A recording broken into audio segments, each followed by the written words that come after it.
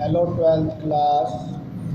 आशा करता हूँ आप अपने घरों पर सुरक्षित होंगे। आज हम इतिहास के दूसरे लेसन के अति लघुतरात्मक क्वेश्चन आंसर पढ़ने जा रहे हैं। इन्हें ध्यान से सुने समझें। पहला प्रश्न, पूरा लेख शास्त्र तथा पूरा लिपि शास्त्र किसे कहते हैं? सबसे पहले पूरा लेख हमें पता होना चाहिए। जब किसी पत्थर पर, चट्टान पर या धातु पर अक्षरों को खोद कर लिखा जाए उसे पूरा लेख कहते हैं। उसका क्या फ़ायदा है कि वे बहुत कम नष्ट होते हैं और इतिहास को बनाने में सहायक होते हैं। तो पूरा लेख शास्त्र चट्टानों, मोहरों, पत्थरों आदि पर जो लिखा गया उसे पूरा लेख शास्त्र कहा गया। जब पूरा लेख शास्त्र को पढ़कर उन्हें कागज़ों पर किताबों के रूप में लिखा गया उसे लिपि शास्त्र बोला गया, क्योंकि अनेक इतिहासकारों ने अपनी अपनी भाषा में पूरा लेख का वर्णन किया है। क्वेश्चन नंबर 2, 600 ईसा पूर्व में भारतीय उपमहाद्वीप पर विकसित हुए शहरों और कस्बों की सूची बनाइए। तो ये केवल नगरों और शहरों के नाम हैं, इन्हें आप पढ़ेंगे। क्वेश्चन नंबर 3, भूमि अनुदान पत्रों से आप क्या समझते हैं?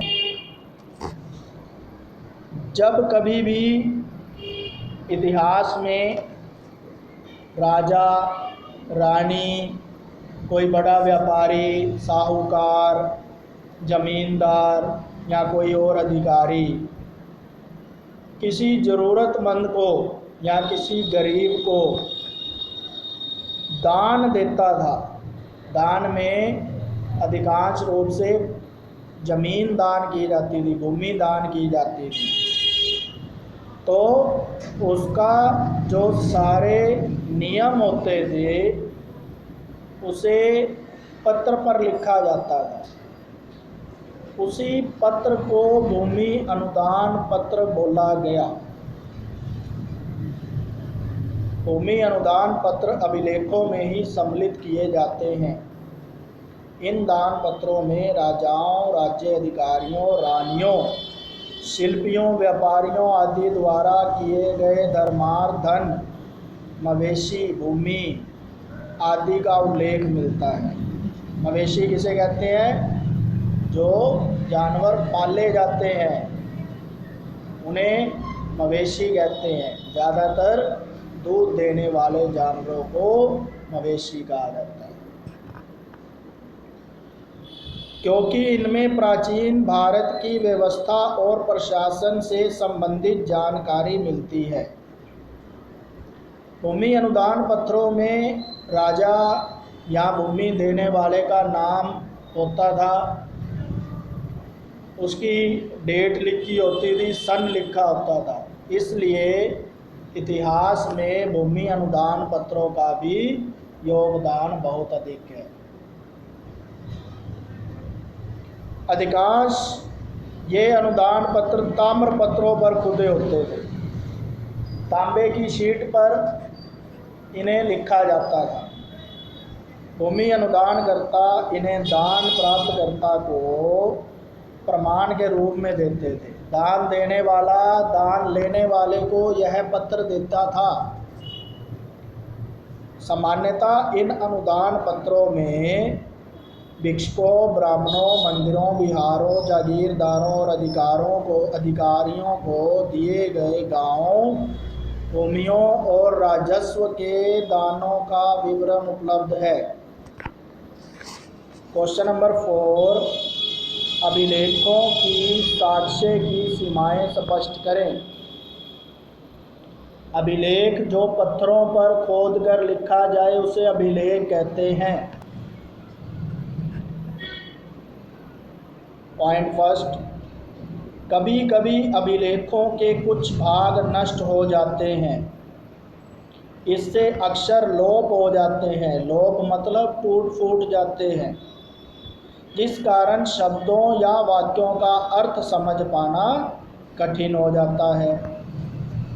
दूसरा पॉइंट, एक सीमा यह भी रहती है कि अभिलेखों में उनके उत्कीर्ण करवाने वाले विचारों को बढ़ा चढ़ाकर व्यक्त किया जाता है। अतः तत्कालीन सामान्य विचारों से इनका संबंध नहीं होता।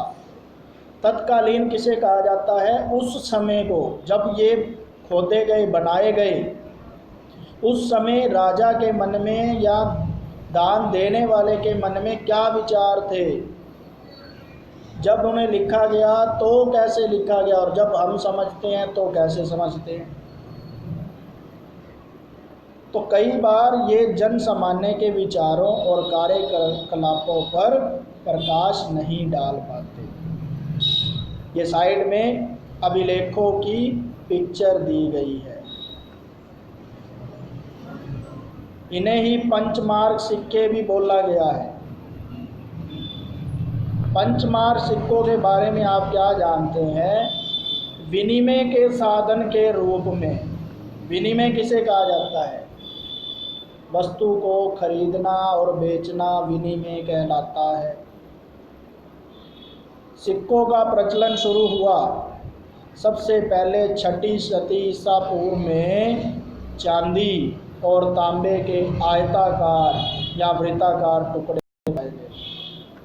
आयताकार मतलब चौरस टुकड़े और वृत्ताकार गोल टुकड़े। इन टुकड़ों पर ठप्पा मारकर अनेक प्रकार के चिन्ह बनाए जाते थे, जैसे सूर्य, वृक्ष, मानव, खरगोश, बिच्छू, सांप आदि। इन्हें पंचमार्क सिक्के या आहत सिक्के कहते हैं। इस प्रकार के पंचमार्क सिक्के भारतीय उपमहाद्वीप के अनेक स्थलों से प्राप्त हुए हैं। क्वेश्चन नंबर 6, प्रयाग प्रशस्ति के बारे में आप क्या जानते हैं? प्रयाग प्रशस्ति का संबंध गुप्त शासक समुद्रगुप्त से है। इसका लेखक समुद्रगुप्त का राजकवि हरिसेन था। यह अभिलेख 33 लाइनों में संस्कृत भाषा में है। इससे हमें समुद्रगुप्त के चरित्र का तथा सफलताओं का ज्ञान मिलता है। समुद्रगुप्त के गुणों का बखान करते हुए प्रयाग प्रशस्ति में लिखा है, धरती पर उनका कोई प्रतिद्वंदी नहीं था। अनेक गुणों और शुभ कार्यों से संपन्न उन्होंने अपने पैर के तलवे से अन्य राजाओं के यश को खत्म कर दिया। समुद्रगुप्त की तुलना परमात्मा से भी की गई है। वे परमात्मा पुरुष हैं, वे करुणा से भरे हुए हैं, वे मानवता के लिए दिव्यमान उदारता की प्रतिमूर्ति है।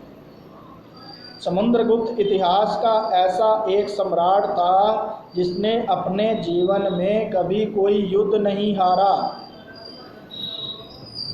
100 युद्ध लड़े और 100 के 100 ही जीते। आशा करता हूँ आप इन्हें ध्यान से पढ़ रहे होंगे और लिख रहे होंगे। घर पर रहें, सुरक्षित रहें। धन्यवाद।